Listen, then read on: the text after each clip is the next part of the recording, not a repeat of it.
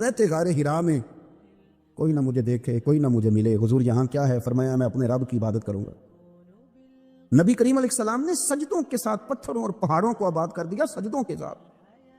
آپ کا سجدہ آپ کو بہت ساری چیزوں سے چھڑا لیتا ہے، یہ بہت ساری جگہوں سے جھکنے سے بچا لیتا ہے۔ صوفیاء اولیاء یہ کیا کرتے تھے؟ یہ سجدے کا ذوق ہی تو پیدا کرتے تھے، سجدے کا ذوق۔ شاہ عبدالعزیز دباغ رحمۃ اللہ تعالی علیہ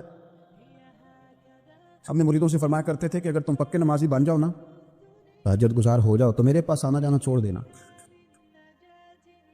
عرض کی حضور کیوں؟ فرمایا میں تمہارے اور رب رسول کے راستے میں رکاوٹ نہیں بننا چاہتا، اور میرا مقصود ہے تمہیں وہاں تک پہنچانا۔ جب پہنچ گئے تو پھر میری ضرورت ختم ہو گئی۔ ہاں کبھی وسوسہ آئے، شک پیدا ہو، تکلیف ہو تو آنا، ورنہ میں نہیں چاہتا کہ میں رکاوٹ بنا رہوں۔ تم اللہ اللہ کرو، اس مالک کو راضی کرو۔ میرے رسول پاک علیہ وسلم نے فرمایا بندہ اللہ کے سب سے قریب اس وقت ہوتا ہے جب وہ سجدے کی حالت میں ہوتا ہے۔ کس کے قریب ہوتا ہے؟ اللہ کے سب سے قریب ہوتا ہے۔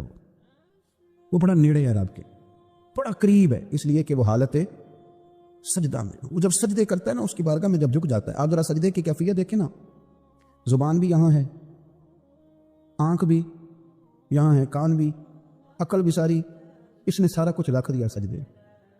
تو اس نے کہا مالک مجھے کسی نے کہا نہیں، پر دیکھنا میں نے رکھ دی ساری عقل سجدے میں، اور رکھ کے کہا کیا؟ سبحان ربی یا اللہ، اللہ میں پست ہوں تو اعلیٰ، اللہ تو میرا رب ہے اور تو سب سے اعلیٰ اتنا۔ اور فرمایا جب یہ اس کیفیت میں ہوتا ہے تو پھر یہ اپنے رب کے قریب ہوتا ہے۔ کثرت عبادت، نوافل، میں دوستوں سے کہتا ہوں جائز ہے، کرنی چاہیے۔ عمرے کی قرآن دازی جائز ہے، اور کسی حدیث میں نہیں آئی کہ قرآن دازی کرو عمرہ کرو۔ حدیث میں قرآن دازی یہ آئی ہے کہ نبی پاک علیہ السلام نے فرمایا تمہیں پتہ چل جائے نا پہلی صف کا ثواب کتنا ہے، تم قرآن دازی کرو۔ عمرے کی قرآن دازی کا تو پوسٹر چھپتا ہے، تو یہ والی قرآن دازی کب ہونی ہے؟ ہونی چاہیے کہ نہیں؟ حضور نے فرمایا تمہیں پتہ چلے کہ اس کا ثواب کتنا، تو تم قرآن دازی کرو، تم قرآن ڈالو۔